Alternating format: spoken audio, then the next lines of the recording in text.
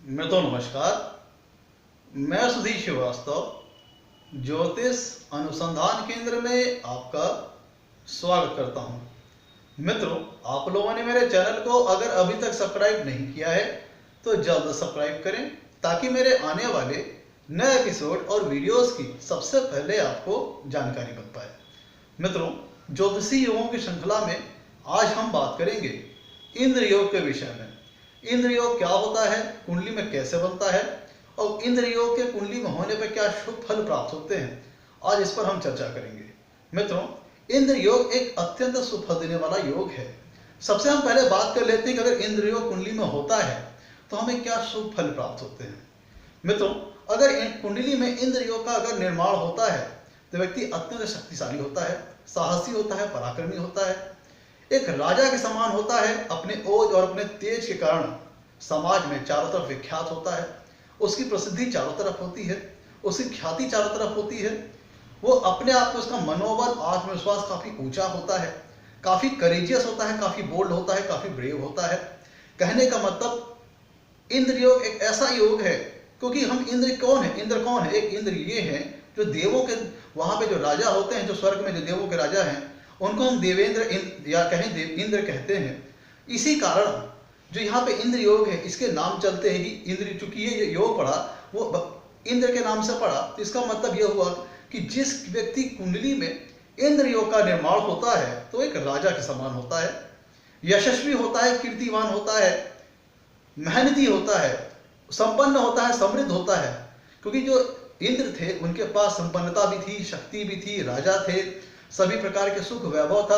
तो उसी प्रकार से इस योग का फल है। इस योग के फल वाले व्यक्ति के पास संपन्नता भी होती है, शक्ति भी होती है, ऊंचा मनोबल भी होता है, ऊंचा आत्मविश्वास भी होता है, शक्ति भी होती है। अब हम बात करते हैं कुंडली में इंद्र योग का निर्माण होता कैसे है। मित्रों, ज्योतिष शास्त्र में इंद्र योग के दो वर्जन बताए गए हैं, दो वेरिएंट्स बताए गए हैं। दो तरीके से कुंडली में इंद्र योग का निर्माण हो सकता है। अब हम दोनों योग जो परिभाषाएं हैं इंद्र योग बनने की, अब उस पर चर्चा करते हैं। मित्रों, जो इंद्र योग बनने की जो पहली परिभाषा है, जो ज्योतिष शास्त्र में इंद्र योग बनने की जो पहली परिभाषा बताई गई है, उसके अंतर्गत कहा गया है कि पंचमेश और एकादशेश में राशि परिवर्तन होना चाहिए। पंचम भाव का स्वामी अर्थात पंचमेश और एकादश भाव का स्वामी अर्थात एकादशेश, दोनों में राशि परिवर्तन होना चाहिए और चंद्रमा कुंडली के पंचम भाव में स्थित होना चाहिए। तब पहले प्रकार की परिभाषा के अनुसार कुंडली में इंद्र योग का निर्माण होता है। एक उदाहरण के तहत आपको मैं बताता हूं कैसे पहली प्रकार की परिभाषा के अंतर्गत कुंडली में इंद्र योग का निर्माण होता है। मैं तो ध्यान दीजिएगा, जो कुंडली में जो पहली प्रकार की परिभाषा बताई गई है उसमें कहा गया है कि पंचम भाव का स्वामी अर्थात पंचमेश और एकादश भाव के स्वामी अर्थात एकादशेश, मतलब पंचमेश और एकादशेश में राशि परिवर्तन हो और कुंडली के पंचम भाव में चंद्रमा होना चाहिए।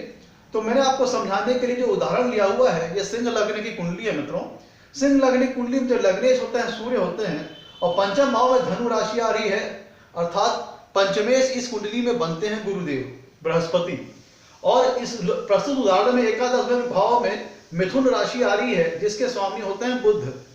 तो पहली कंडीशन क्या हो गई, पहली कंडीशन यह हो गई परिभाषा के अंतर्गत कि पंचमेश और एकादशेश में राशि परिवर्तन हो।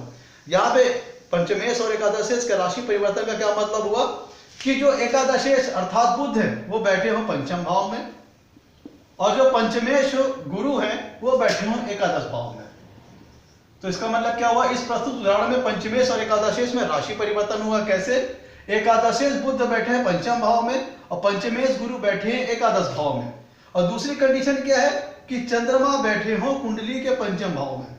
दूसरी कंडीशन यह है कि चंद्रमा बैठे हो कुंडली के पंचम भाव में। तो पहली परिभाषा के अंतर्गत कुंडली में इंद्र योग का निर्माण हो जाएगा। अगर इस प्रकार की स्थिति आपकी कुंडली में निर्मित हो रही है तो इसका मतलब आपकी कुंडली में इंद्र योग का निर्माण हो रहा है। अब हम बात करते हैं दूसरी परिभाषा की कि किस प्रकार से कुंडली में इंद्र योग का निर्माण होता है। मित्रों, जो इंद्र योग बनने की जो दूसरी परिभाषा बताई गई है, अब हम उस पर चर्चा करते हैं। मित्रों, जो दूसरी योग बनने की जो इंद्र योग बनने की जो दूसरी परिभाषा बताई गई है उसमें कहा यह गया है कि कुंडली में जहां कहीं भी चंद्रमा स्थित हो, ध्यान दीजिएगा, कुंडली में जहां कहीं भी चंद्रमा स्थित हो उससे तीसरे भाव में मंगल और शुक्र होने चाहिए, और जहां मंगल और शुक्र हैं उससे सातवें भाव में गुरु और शनि होने चाहिए।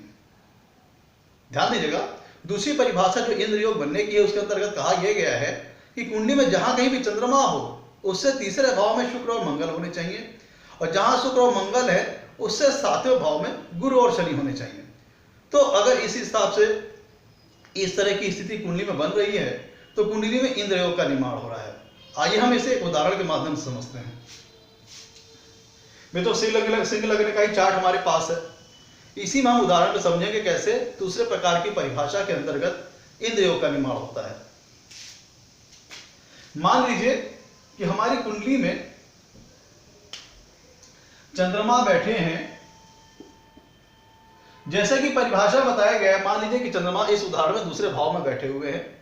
इस मित्रों आपके उदाहरण के माध्यम से समझाने की कोशिश कर रहा हूं कि दूसरी परिभाषा के अंतर्गत कैसे कुंडली में इंद्र योग का निर्माण होता है। तो मित्रों, हमारी जो परिभाषा है उसमें कहा यह गया है कि चंद्रमा जहां कहीं भी स्थित हो उससे तीसरे भाव में शुक्र और मंगल होने चाहिए। तो हमने चंद्रमा से तीसरे भाव में शुक्र और मंगल को लिख दिया। फिर कहा क्या गया कि जहां कहीं भी शुक्र और मंगल हो उससे सातवें भाव में गुरु और शनि होने चाहिए। तो हमने शुक्र और मंगल से सातवें भाव में गुरु और शनि को लिख दिया। तो इस प्रकार से दूसरी परिभाषा के अंतर्गत कुंडली में इंद्र योग का निर्माण हो गया। कैसे हुआ? परिभाषा यह है, दूसरी परिभाषा जो इंद्र योग बनने की हुई है कि कुंडली में जहां कहीं भी चंद्रमा है उससे तीसरे भाव में शुक्र और मंगल होने चाहिए, और जहां कहीं शुक्र मंगल है उससे सातवें भाव में गुरु और शनि होने चाहिए। तो इस प्रकार से अगर स्थिति कुंडली में निर्मित हो रही है तो कुंडली में इंद्र दूसरी प्रकार की परिभाषा के अंतर्गत इंद्र योग का निर्माण हो रहा है।